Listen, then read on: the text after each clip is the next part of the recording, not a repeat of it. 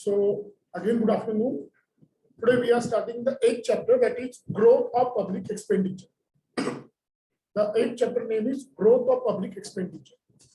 The question arises, what is public expenditure? Expenditure made by the government is called public expenditure. Expenditure made by the government is called public expenditure. Especially Professor Rangers, he explained about growth, development, along with public expenditure. His law is known as Rangers' law. Basically, he was a German economist. मैं वो German economist है, इस पे trace क्यों कर रहा हूँ? The reason is that you will come to know what type of economy German is having at present and what it was had in the last scenario. So the German economy was completely based on capitalism, capitalist economy. So in capitalist economy, government role is very narrow. Whereas in socialist or communist economy, government role is wide. In the case of India, we are having mixed economy. Means both sectors are going hand with hand. For example, public sector also and private sector also. So what Rangers says that comparison of different countries and different time show among the progressive people in society with which alone we are concerned, and increase regularly take place in activity of both central government and local government constantly undertake new functions, while they perform both old and new functions are efficiently and more completely. In this way, economy needs people to increase, extend, and more satisfactory fashion are satisfied with the central and local government. So Rangers' law says public expenditure increased day by day. Yesterday, we already discussed on the two concepts. That was three-tier economy, अगर आपको याद है. That is local government, state government, and central government. In India, we have three types of government. Forget about Germany, America, Russia, Japan, what maybe it is. We will discuss in the context of India. We have three types of system: central government, state government, and local government. For example, maximum decision will be taken by central government. State government means Maharashtra state government, Gujarat state government, Delhi state government, etc., etc., etc. So they will take their own decision. And local government means local bodies. In Mumbai, we have BMC. In Thane, they have TMC. In Pune, they have PMC, Pune Mahanagar Corporation. So all such local institutes are also taking decisions regarding production, distribution, and whatnot. So what we say, what Rangers say, as you increase public expenditure, automatically you will satisfy more. Satisfied more means satisfying the demand of common people. Common, local, common people. And in a new fashion, means there are two types of needs, old one and new one. Food, clothing, shelter, it's a basic need. But along with that, today, if I'm not wrong, cell phone, internet, these are emerging needs, which is next to basic.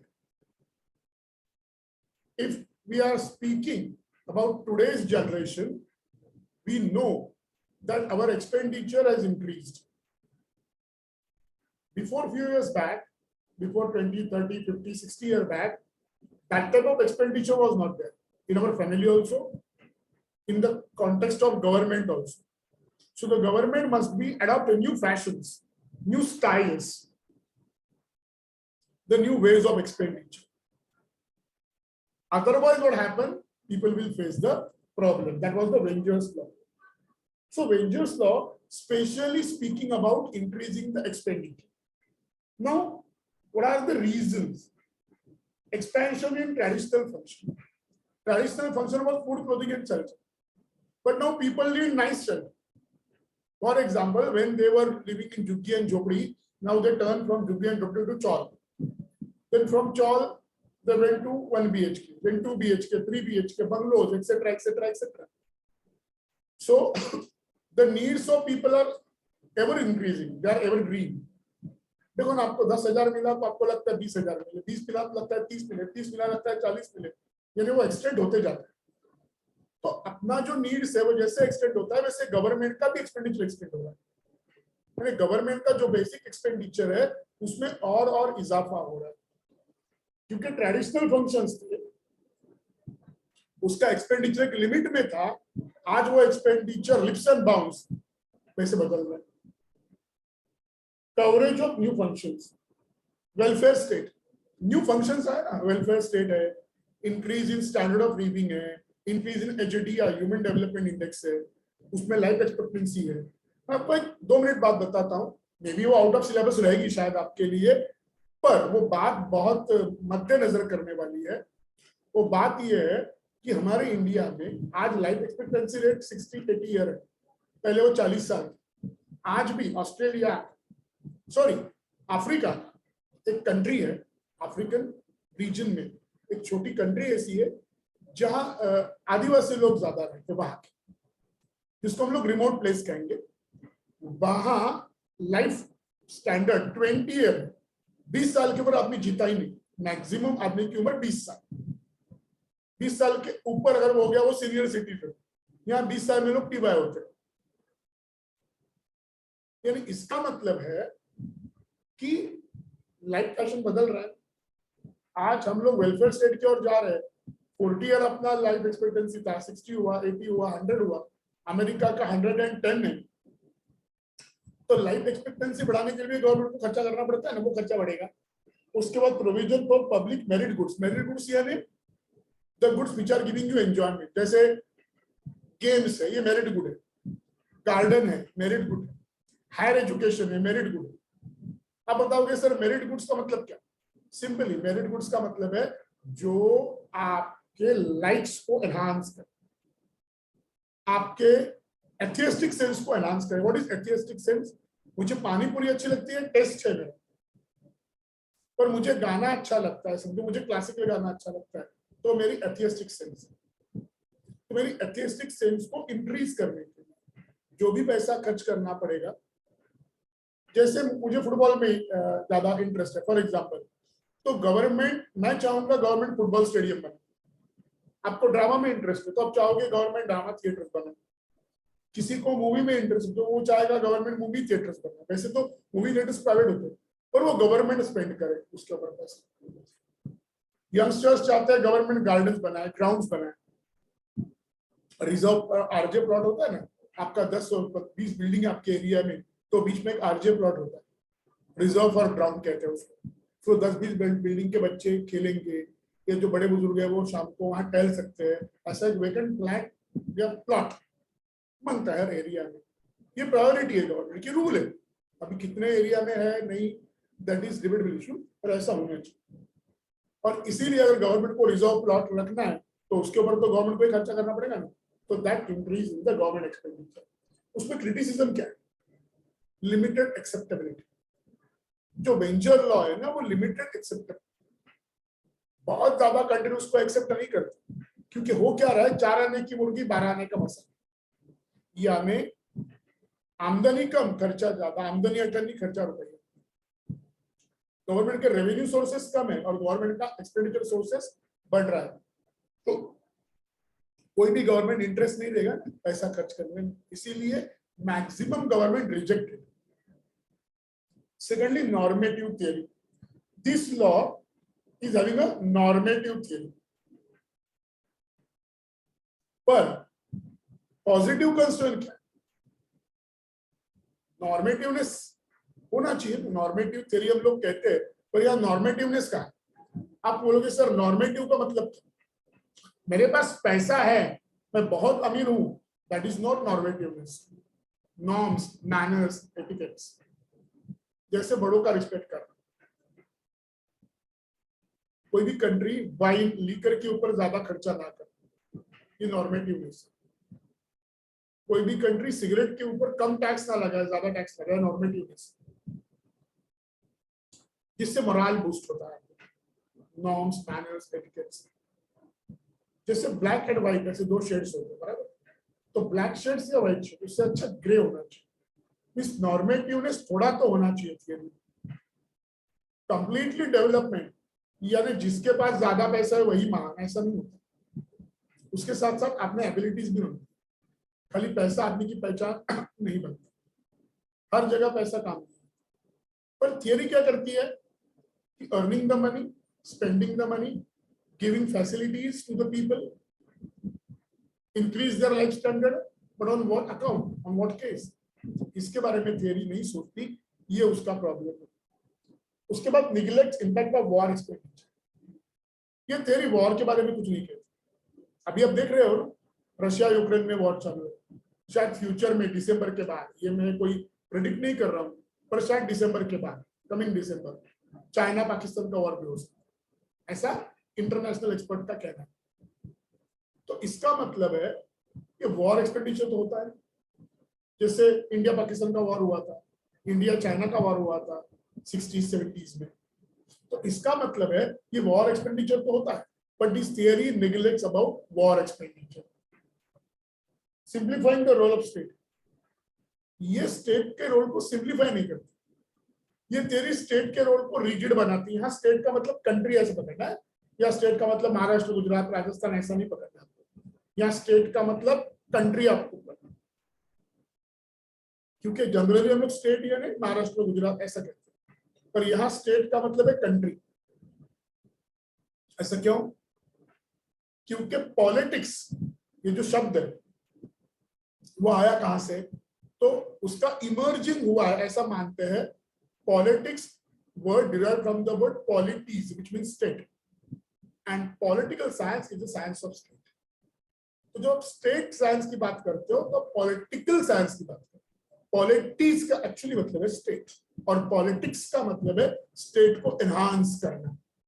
पर आज हम लोग politics का मतलब कुछ अलग निकालते हैं। कोई चालू आदमी होगा तो बहुत पॉलिटिकल आदमी, मैं उसको कैसे यूज कर सकूं वर्ड, उसका वर्ड का शेड अलग है।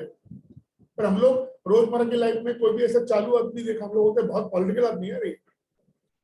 तो ऐसा नहीं होता। पॉलिटिकल का मतलब है पॉलिटिक्स के प्रॉब्लम को सॉल्व करने वाला पॉलिटिकल, और उसको सॉल्व करने के लिए जो पार्टीज अपना अपना एजेंडा चलाती है उसको कहते हैं पॉलिटिक्स।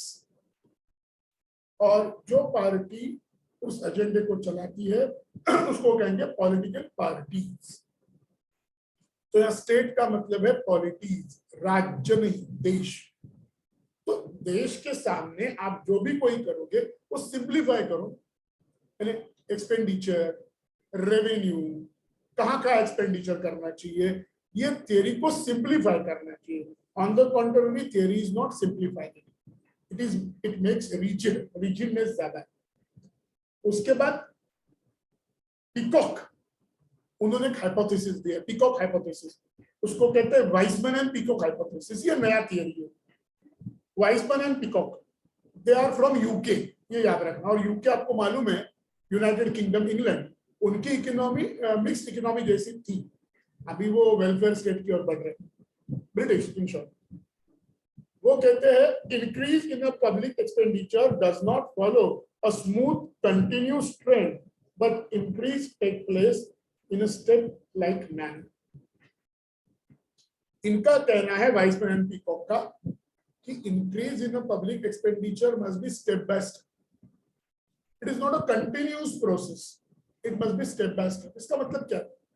आज मुझे पब्लिक एक्सपेंडिचर की जरूरत है, मैं आज करूंगा, कल नहीं तो नहीं करूंगा। There should be some steps and you have to follow that steps. So it increase step by step. It is not a smooth area. जैसे देखो ना, कोरोना में गवर्नमेंट को खर्चा ज्यादा करना पड़ा। 80 करोड़ लोगों को हमने फ्री में राशन दिया।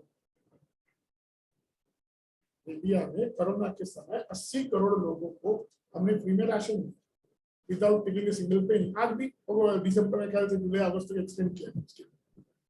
2-2.5 साल हमने फ्री में राशन दिया गरीबों को, जो डाउन ट्रोडन क्लास है।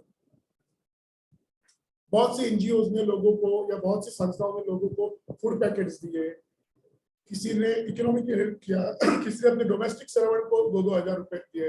ये सब हुआ कोरोना काल में 2-2.5 साल। तो कोरोना बोल के तो नहीं है ना मैं आऊंगा, अचानक आ गया। अभी यूक्रेन में वॉर है, इवन हमने अभी नेपाल को हेल्प किया। मैं अभी अपना एग्जांपल दे रहा हूँ ये थियरी के हिसाब से। हमने श्रीलंका को बोला कि हम आपको हेल्प करेंगे, यानी इट इंडिकेट्स दैट श्रीलंका ने वो इमरजेंसी वापस लिया। आपने आज न्यूज सुनी होगी। इसका मतलब है कि जो भी एक्सपेंडिचर गवर्नमेंट का स्मूथ नहीं होता। यानी जैसे मैं बस में बैठा आराम से है ना, मजे में एसी लगा के, एसी बस है, अभी ड्राइवर चला गया, मैं गांव तक पहुंच जाऊँ।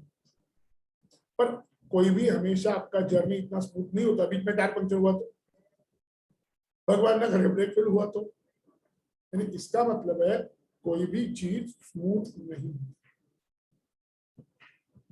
अब खाना खाने बैठे समझो, वो भी स्मूथ नहीं होगा।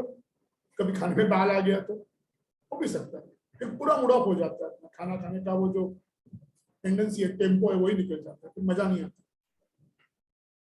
तो इसका मतलब है सिंपली लाइफ में कोई भी स्मूथ नहीं, राइट। तो पब्लिक एक्सपेंडिचर भी स्मूथली कभी चलता नहीं, ऐसा पीकॉक तक है। अभी उन्होंने क्या कॉजेस दिए, उनका भी सेम कॉज है, एक्सपेंशन ऑफ ट्रेडिशनल फंक्शन। जो हमने वेंजर्स का देखा वही से, सेकंड है वेलफेयर स्टेट, इनसे वही रिपीट हो रहा है। तो पब्लिक एक्सपेंडिचर में और आके आएगा क्या? पब्लिक एक्सपेंडिचर का सिंपल फंड है भाई, गवर्नमेंट जो खर्चा करता है उसको पब्लिक एक्सपेंडिचर कहते हैं। वेंजर है, पीकॉक है, अचमन है, मैंने आपको कहा था फादर ऑफ पब्लिक फिनांस है, father of public economy, Bentham and Bentham approach. कितने भी इकोनॉमिस्ट है, नाम बदलेंगे, बेसिक फंडा तो वही रहेगा। क्योंकि इकोनॉमिक्स में कहते हैं there are 3 economics, there are 6 views. हर आदमी अपनी 2 व्यू देगा, क्योंकि आदमी को कंफ्यूज है। And economics is a social science. वैसे आपके केमिस्ट्री, बायोलॉजी, बॉटनी, मैथ्स में नहीं होता। 2 + 2 4 ही होगा ना भाई। मराठी आदमी 4 कहेगा, हिंदी भी 4 कहेगा, इंग्लिश में 4 कहेगा, गुजराती, तमिल, तेलुगु में नाम अलग होगा पर अमाउंट तो 4 ही आएगा ना। H2O है ना पानी। अब जापान में जाके पूछो H2O पानी बताएगा, इंडिया में पूछो H2O पानी बताएगा। उसका जो डेफिनेशन है पानी का वो चेंज नहीं होगा, उसका एब्रीविएशन चेंज नहीं होगा। HCl क्या है वही रहेगा, C2 क्या है वही रहेगा, O2 क्या है वही रहेगा। पर इकोनॉमिक्स में it is related with society, human being, और ह्यूमन बीइंग की साइकोलॉजी हमेशा सेम नहीं होती। इसके हिसाब से लॉ बदलते जाते हैं। That's why it is a social science. Is it clear? Rise in the national income लोग कैसे बढ़ाए? There are 2 ways, one tax and other is non tax revenue. Tax मालूम है, डायरेक्ट टैक्स, इनडायरेक्ट टैक्स, और non tax यानी fees, penalties, gift, grant, हमने already discuss किया है। तो वो आपको रेवेन्यू को बढ़ाने का एक जरिया है, और आपको आपका एनआई बढ़ाना है, नेशनल इनकम बढ़ाना है। क्योंकि एनआई बढ़ाओगे तभी तो डिफरेंट एरिया में आप खर्च कर पाओगे। आमदनी ज्यादा होगी तो ही खर्चा कर पाओगे, आमदनी कम होगी तो खर्चा कहाँ से करोगे? फिर आपको बोरोइंग करना पड़ेगा। बाद में ग्रोथ ऑफ पॉपुलेशन की ग्रोथ हो रही है डे बाय डे। अगर मैं स्टैटिस्टिकली कहूँ तो 2.1% पर एनम। आप बोलोगे नहीं समझा, 2.1% पर एनम में क्या? यानी 1 मिनट में, भारत की बात कर रहा हूँ मैं, 1 मिनट में भारत में 100 बच्चे पैदा होते हैं। मैंने आपको बहुत सिंपल बता दिया, 1 मिनट में भारत में 100 बच्चे पैदा होते हैं। उसमें से कितने जिंदा रहते हैं ये मैं डिस्कस नहीं कर रहा, मैं इतना ही कह रहा हूँ 100 बच्चे पैदा होते हैं 1 मिनट में। तो पूरे दिन के कितने घंटे, कितने मिनट्स, उसको 100 से मल्टीप्लाई कीजिए, फिर महीना, फिर ईयर, 360 डेज, तो आपको पता चलेगा ईयरली अपनी पॉपुलेशन कितनी है। ऐसा कहा जाता है ऑस्ट्रेलिया, ऑस्ट्रेलिया कॉन्टिनेंट, मैं कंट्री की बात नहीं कर रहा, ऑस्ट्रेलिया कॉन्टिनेंट की जितनी पॉपुलेशन है उतनी हर साल इंडिया में पैदा होती है। तो जैसे पॉपुलेशन बढ़ेगा, गवर्नमेंट को खर्चा तो करना पड़ेगा ना भाई, फ्री एजुकेशन ये वो, तो गवर्नमेंट को तो अपना खर्चा बढ़ाना ही, right. Next point is that urbanisation, शहर बढ़ रहे हैं, जिसको हिंदी में कहते हैं शहरीकरण, शहर बढ़ रहे हैं। जितने शहर बढ़ेंगे उतना खर्चा बढ़ेगा, प्लान करना पड़ेगा, अच्छे रोड्स, अच्छी railway facility, metro, mono, etc. etc. etc., तो सबको करना पड़ेगा भाई। अगर नहीं करोगे तो प्रॉफिट कहां से कमाओ, और लोगों का इंफ्रास्ट्रक्चर बढ़ाना पड़ेगा। सोचो ना 1970 में, 1960 में अपने मलाड़ की पॉपुलेशन क्या होगा, कहां तक मलाड़ फैला होगा। मैं 1960 1970 की बात कर रहा हूँ, 1980 की बात कर रहा हूँ, 1990 की बात कर रहा हूँ। आज 2022 है, आज देखो मलाड़ कहां तक फैला होगा। खाली मलाड़ की बात कर रहा हूँ मैं, मुंबई की बात नहीं कर रहा ना, मैं यूके यूएसए किसकी बात करूँ, हम लोग मलाड़वासी। पहले आप जन कल्याण में रहते हो, कोई मलाड़ में रहता है, कोई मलाड़ में रहता है, कोई मारो में रहता है, जो अपने एचएम क्लास में पढ़ते हैं, हम लोग मैक्सिमम सब मलाड़ वाले। इसलिए मैं आपको बता रहा हूँ मलाड़ कहां तक बढ़ाए थे। तो इमेजिन करो, तो यहाँ से आपको मर तक पहुंचना है, तो मर तक पहुंचने के लिए आपको अच्छा रास्ता बनता है, यानी इंफ्रास्ट्रक्चर तो बनता है ना, विदाउट इंफ्रास्ट्रक्चर कैसे आप जाओ। तो इसीलिए खर्चा भी बढ़ेगा। इन्फ्लेशन, दिन ब दिन इन्फ्लेशन बढ़ रहा है, और इन्फ्लेशन बढ़ेगा तो उससे क्या होगा, गवर्नमेंट का कॉस्ट भी बढ़ेगा ना।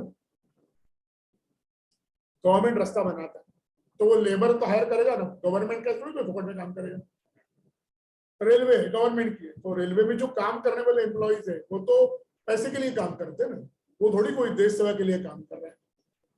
कोई ऐसा कहेगा कि माइकाला दिल पे हाथ रख के, मैं रेलवे में काम कर रहा हूँ, मुझे 1 भी रुपया सैलरी मत देना, मैं देश सेवा कर रहा हूँ। ऐसे कोई बात तो मुझे भी मिला, मुझे उसके पैर छूने, पर ऐसा नहीं होता, हर आदमी पैसे के लिए काम कर रहा है। तो रेलवे वाला कहेगा कि भाई मेरी सैलरी बढ़ाओ, महंगाई बढ़ रही है, मेरे को 50,000 पगार है, 55,000, तो गवर्नमेंट को तो 52 तो करना पड़ेगा, यानी 2,000 पर पर्सन तो गवर्नमेंट का खर्चा बढ़ गया। तो ये भी खर्चा बढ़ रहा है, ओवरहेड्स हो रहे हैं गवर्नमेंट। स्पेशलाइजेशन, कुछ कामों में गवर्नमेंट को स्पेशल आदमी बनते हैं, और जो आदमी स्पेशल होता है, स्पेशल तो समझते हैं ना भाई, उसमें क्या भी एक्सप्लेन करूं, स्पेशल ये सब तो आपको मालूम, जो आदमी उसमें स्पेशल एक्सपर्ट है वो तो ज्यादा ही चार्ज करेगा ना। दोस्तों सिंपल बात है, आप अगर कटिंग पियोगे तो चाय वाला लिखता है स्पेशल कटिंग, सादा कटिंग, उसमें स्पेशल में क्या डालता है भगवान जाने, पर लिखा होता है स्पेशल कटिंग 15 रुपया, सादा कटिंग 10 रुपया। तो स्पेशल इतना वर्ड लिख के 5 रुपया एक्स्ट्रा ले रहा है आपसे, तो 2 रुपया 3 रुपया कुछ भी एक्स्ट्रा ले रहा है। तो उसी तरह से जो उसमें स्पेशलाइज्ड है, एक्सपर्ट है, वो तो आपसे ज्यादा चार्ज करेगा। जैसे स्पेशलिस्ट होते हैं डॉक्टर्स, उनका चार्ज ज्यादा होता है, और अपने फैमिली डॉक्टर्स होते हैं 50-100 वाले। और स्पेशलाइज एमडी होता है, वो एक खाली विजिट का 500 से 1000 लेता है। जब कॉमन डॉक्टर को समझता नहीं तो वो अपने को फिर एमडी के पास भेजता है। फिर हम लोग एमडी के पास जाते हैं कुछ बीमारी का इलाज करने के लिए, वो एक विजिट का 500 800 एरिया के हिसाब से लेता है। ये 100 लेता था, वो 500 ले रहे हैं, सेम। पर क्या है, उसको एक्सपीरियंस ज्यादा है, वो स्पेशलाइज है, तो वो ज्यादा ऐसा लेगा। जितने स्पेशलाइज लोग आप एम्प्लॉय करोगे उतना एक्सपेंडिचर अपना बढ़ने वाला है। ये अपना चैप्टर खत्म। अभी हम लोग जाएंगे 9th चैप्टर। 9th चैप्टर है public expenditure and social welfare. What is social welfare? Wellbeing of society. Social welfare का सिंपल मतलब है वेलबींग ऑफ सोसाइटी। आपको सोसाइटी का वेलबींग करना है, और जितना आप सोसाइटी का वेलबींग करोगे, जितना सोसाइटी को डेवलप करने की कोशिश करोगे, उतना ही सोसाइटी आगे जाएगा। So we are doing wellbeing of society, that is called welfare. Welfare का सिंपल मतलब है वेलबींग ऑफ सोसाइटी। इतना सिंपल वर्ड याद रख। वेलफेयर का दूसरा कंसेप्ट है good to all, worst to none, better to all, worst to none। सबका भला हो, किसका बुरा ना हो।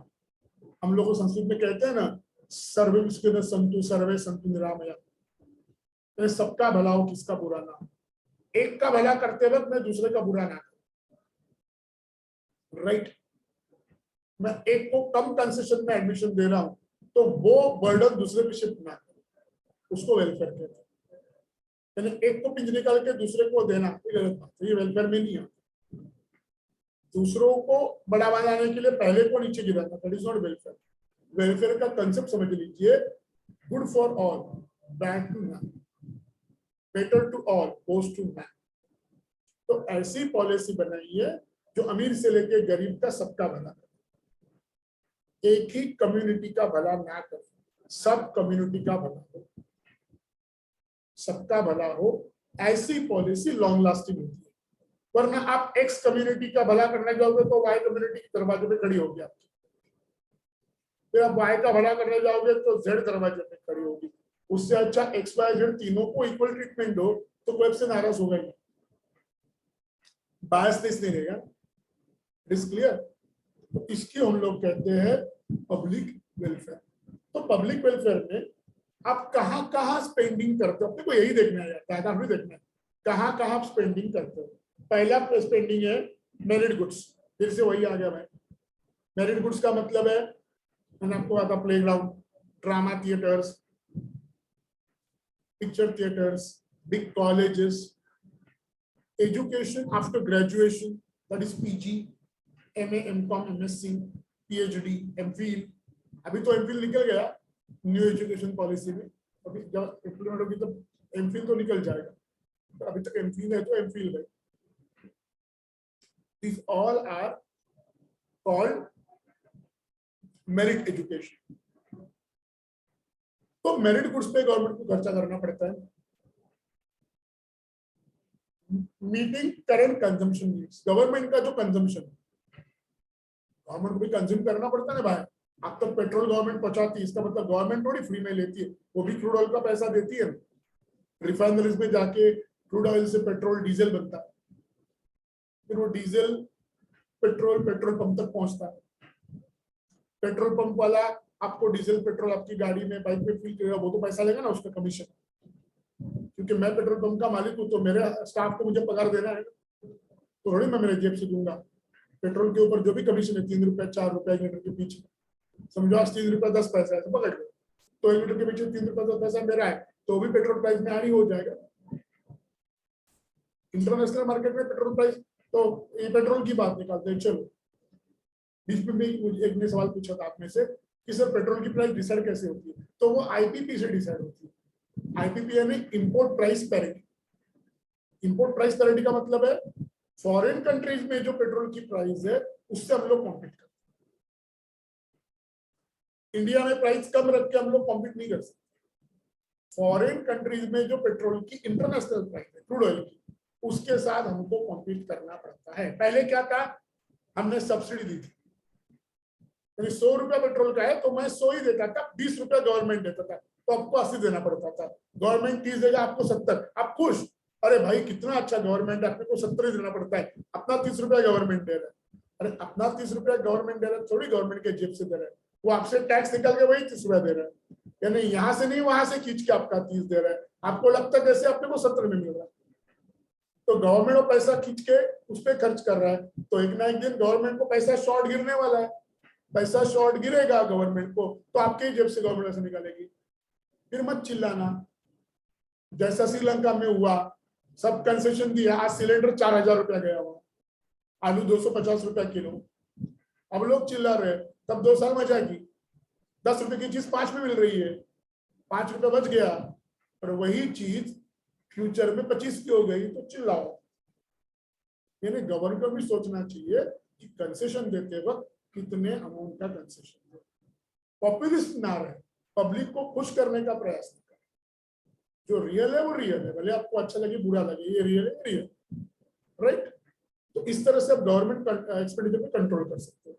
वरना पब्लिक को खुश करने जाओगे, वैसा पब्लिक फ्री में मांगेगा, फ्री में दोगे तो और खुश। हम लोग मराठी में कहावत कहते हैं, जिकडे मिळतं फुकट तिकडे आम्ही जातो कुटुंबासकट, जहाँ फ्री में मिलता है मैं पूरी फैमिली को लेके जाता हूँ। फ्री चीज पे हम लोग का ज्यादा प्यार, और याद रखना जो चीज फ्री में मिलती है वो कभी भी अच्छी नहीं होती।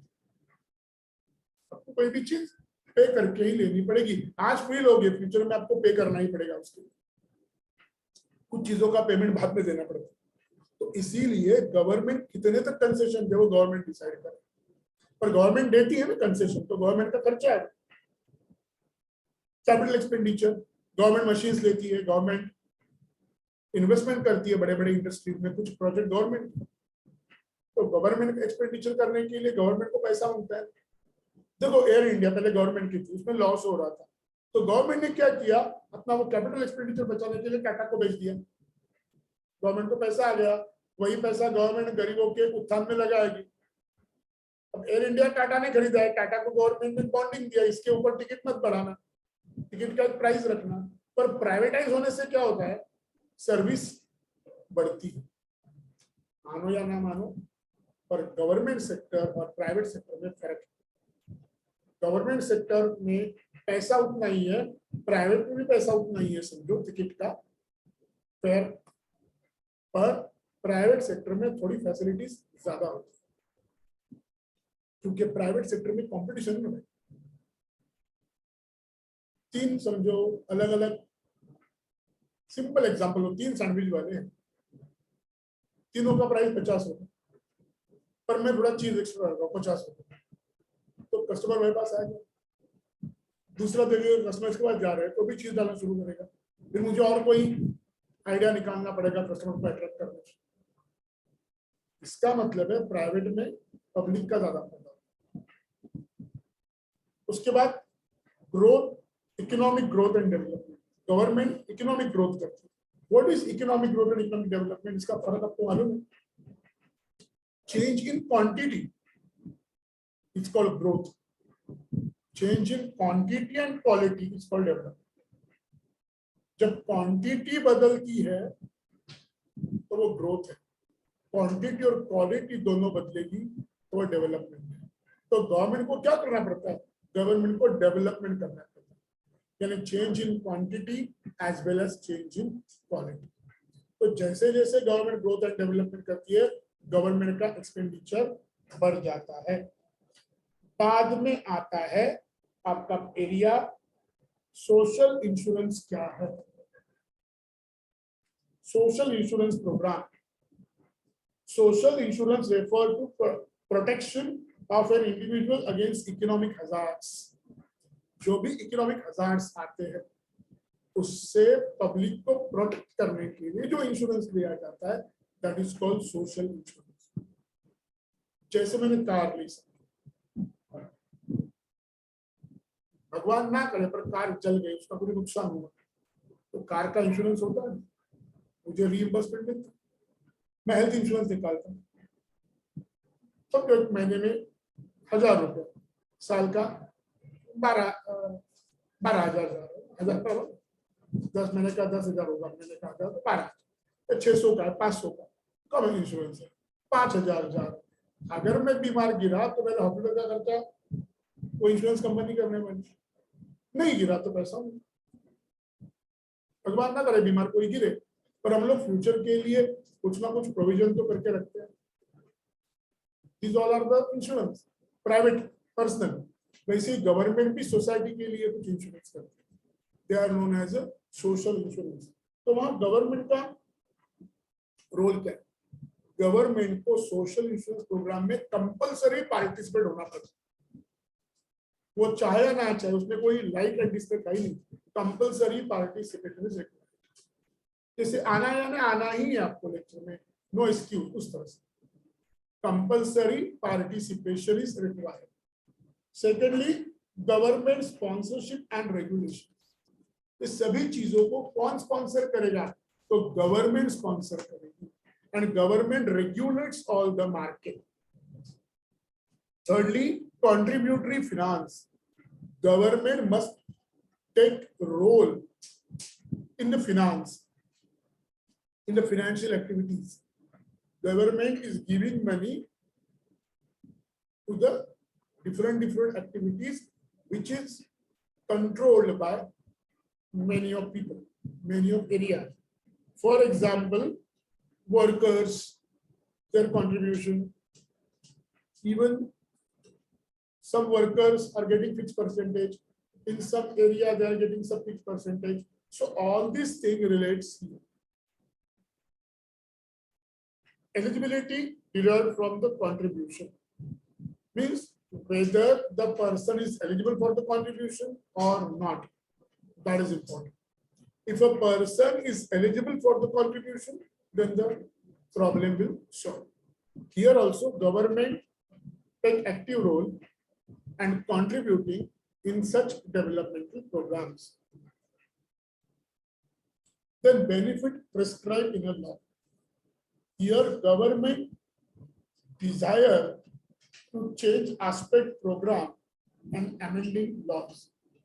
Amending laws का मतलब है government is amending laws, rules and regulations. Government is amending rules, laws and regulations. The amendment is very necessary.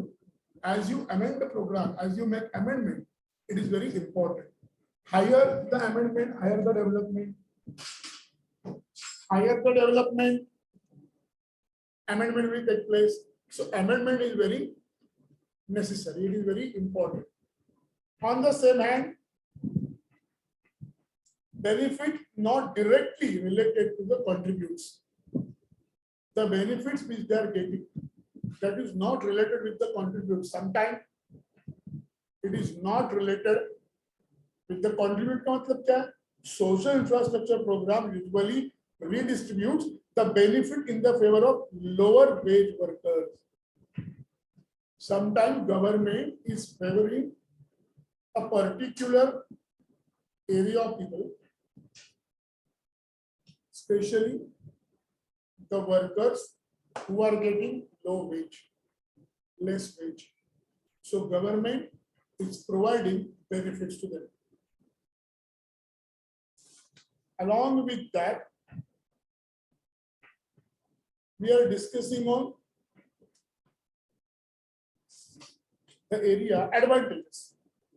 The first advantage, they protect the vulnerable population from the economic hardship like unemployment during the recession and gives purchasing power to the old and sick. Those industries which are old, those industries which are sick, government provides some packages to them and regenerate that industries. They generate social welfare. Government is generating social welfare program. What do you mean by social welfare program? Benefit to all, most to none. Thirdly, they help to reduce economic and social inequalities. Social inequality, economical inequality, point out करना है, उनको एक level पे लाना है, तो आपको कुछ ना कुछ कंट्रीब्यूट तो करना ही पड़ेगा, right?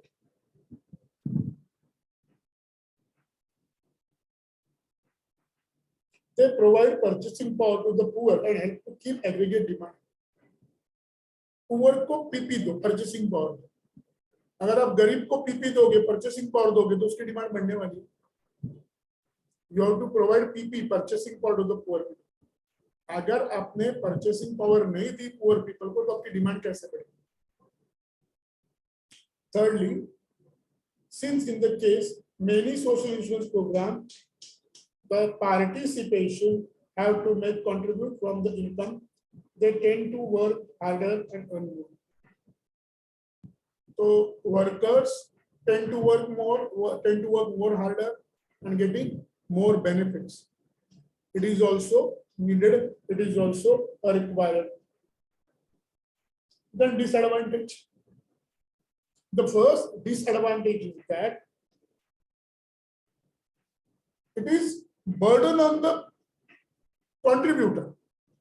What I told you. Sometimes what happens when you are poor, you are getting free benefits, but that money I am taking from the rich people, those who are earning more. So those who are earning more, from I'm starting from their pockets. and providing to you. So on the one hand, it is a burden on other community. That is a disadvantage. In some cases, social benefits are given to propensity to larger than participant contribution. Means you are giving proportionally more people and taking contribution from proportionally less people. नहीं समझा? यानी आप खर्च कर रहे हो 100 लोगों पे, पैसा आ रहा है 50 लोगों से. आपका खर्चा हो रहा है 100 लोगों पे, पर आपका पैसा आ रहा है 50 लोगों से. तो ये तो प्रॉब्लम है भाई. 50 लोगों का शॉर्टेज तो है आपके पास.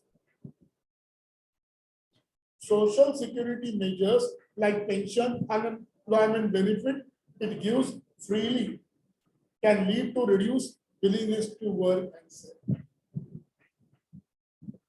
क्या होता है? मुझे मालूम है, मुझे पेंशन मिलने वाला है बुढ़ापे में, तो मैं सेविंग क्यों करूं? मैं एक्स्ट्रा काम क्यों करूं सेविंग के? तो मेरी विलिंगनेस टू वर्क कम हो जाती है, मेरी सेविंग कम हो जाती है. इसीलिए फ्रिंजी बेनिफिट्स देना या फ्री बेनिफिट्स देना या ट्रांसफर अर्निंग देना, ये थोड़ा सा अगेंस्ट लॉ है, ऐसे कुछ लोग मानते हैं. If the schemes are funded by taxes, it will reduce willingness and ability to work, save and invest taxpayer. क्या है? अगर if the schemes are funded by taxes, ये स्कीम अगर टैक्स उसको फंड कर रहा है, पैसा दे रहा है, it will reduce willingness and ability to work. वो आपकी एबिलिटी और बिजनेस को कम करेगा. तो ये आगे जाके आपका प्रॉब्लम है. तो ये हम लोग यहाँ रुकते हैं. अभी नेक्स्ट लेक्चर में हम लोग 10th चैप्टर करेंगे. 10, 12, 13 हो जाए. फिर मंगलवार को. Okay, bye.